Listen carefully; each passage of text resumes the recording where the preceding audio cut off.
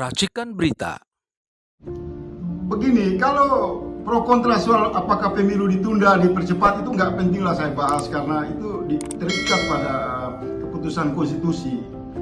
Tetapi keputusan yang sangat fenomenal dilakukan oleh Pengadilan Jakarta Pusat mengungkap adanya pemilu curang. Ingat, Pengadilan Jakarta Pusat mengungkap fakta-fakta adanya kecurangan lewat tahapan proses pemilu. Ini satu tindakan keputusan yang sangat menarik.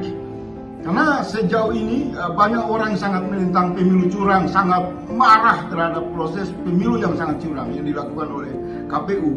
Tapi kan tidak pernah bisa menyodorkan bukti.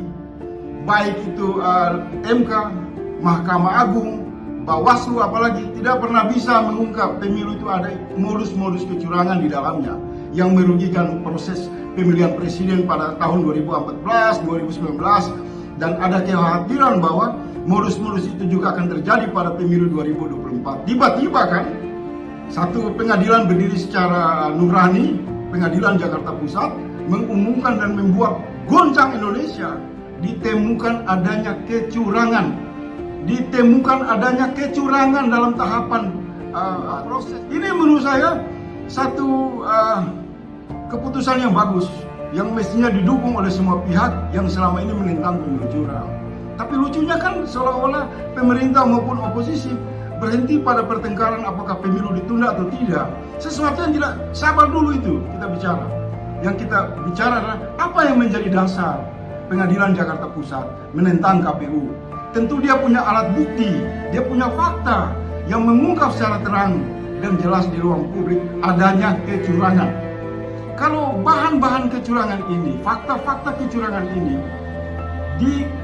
didukung oleh publik, maka ini bisa menjadi pintu masuk untuk mengevaluasi KPU.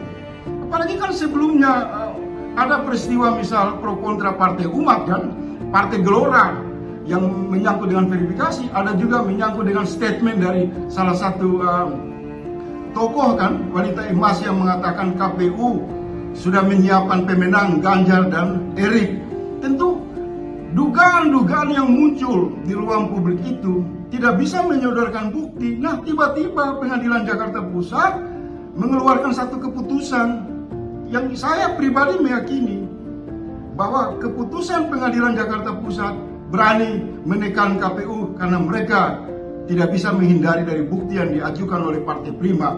Ada fakta-fakta bahwa dalam tahapan proses persiapan pemilu jelang 2024 ada modus kecurangan. Nah, modus kejahatan kecurangan yang diungkapkan oleh Pengadilan Jakarta Pusat itu jangan dianggap enteng. Ini satu otoritas penegak hukum.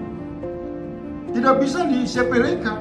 Temuan adanya kecurangan pemilu bisa menjadi pintu masuk untuk mengevaluasi KPU secara komprehensif, secara total, secara menyeluruh, agar untuk memastikan KPU tidak mendapatkan legitimasi kejahatan dalam proses pemilu kecurangan.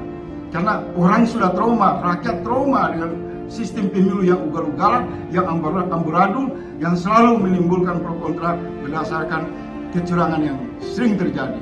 Jadi keputusan Pengadilan Jakarta Pusat dilihat dulu secara terang dan jernih. Kalau soal jadwal pemilu itu sudah keputusan konstitusi. Tetapi kalau ada rangkaian kejahatan yang sistematis menyiapkan satu sistem pemilu yang curang pada tahun 2024, menurut saya ini pemilu harus ditunda. Karena berbahaya. Buat apa kita ikut pemilu yang mana kita terjebak di dalam satu sistem yang tidak transparan, tidak adil dan tidak jujur. Jadi pokok masalah menyangkut kecurangan ini sesuatu yang serius dan harus dilawan oleh semua pihak. Itu menurut saya.